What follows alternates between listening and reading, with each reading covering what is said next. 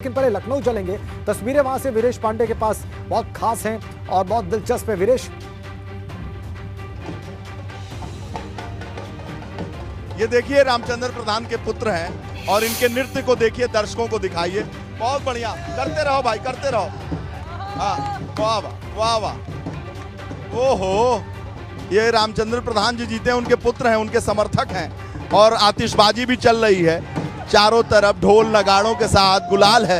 ये देखिए, ये देखिए, ये सब पटाखे। और देखिए, और उधर दिखा।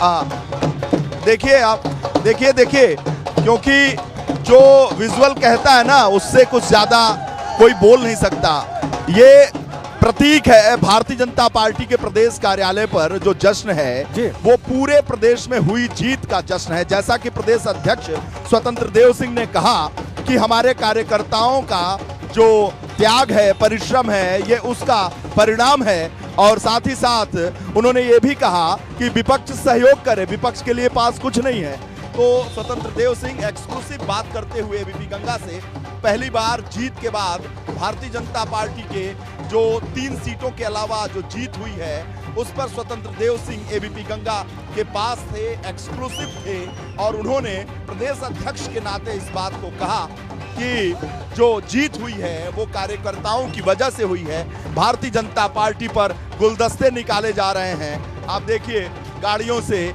ये जो अपने अध्यक्ष को देने के लिए, अपने नेताओं को देने के लिए, भैया ये गुलदस्ता प्रदेश अध्यक्ष जी को, अध्यक्ष जी प्रथम बार भगवा लहराया गया है बाराबंकी में एमएलसी की सीट पे। बाराबंकी और सीतापुर और लखनऊ के भी लोग हैं। जी बाराबंकी जी, गुलाब तो अभी एकदम शानदार जी अभी से तोड़ के लाए। बिल्कुल सही, ताजा बिल्कुल ताजा जीत भी तो हुई है। कब बिल्कुल की मुस्कुराहट। बिल्कुल हाँ भाई। रंजीत राय जी, देखिए भाई, ये भी युवा मोर्चा के पदाधिकारी हैं, इनके युवा मोर्चा के अध्यक्ष जीते हैं प्रांशु दत्त। जी हमारे युवा मोर्चा के वर्तमान अध्यक्ष माननीय प्रांशु दत्त द्विवेदी भी ऐतिहासिक मतों से चुनाव जीते हैं और हमारे युवा मोर्चा के निवर्तमान अध्यक्ष सुभाष रघुवंश भी चुनाव ऐतिहासिक मतों से जीते हैं। पूरे प्रदेश में भारतीय जनता पार्टी की शानदार जीत हुई है। इसके लिए हम पूरे उत्तर प्रदेश के लोगों को हम लोग हृदय से धन्यवाद देते हैं और खुशी का माहौल है, उसी का उत्साह के साथ का तो उत्साह हम दिखा भी रहे हैं। देखिए भारतीय जनता पार्टी के कार्यालय पर किस तरह का जश्न चल रहा है। ये प्रदेश में जो जीत हुई है, हमारे दोनों सहयोगी आजमगढ़ से और बनारस से जो खड़े हैं, उसमें राजेंद्र एक एनालिसिस जरूर मैं कहना चाहूंगा। ये आप दर्शकों को विजुअल दिखाते रहिए और एनालिसिस मेरा सुनते रहिए। इसमें यह है कि भारतीय जनता पार्टी, मेरा मानना है कि सभी सीटों पर चुनाव जीत गई है।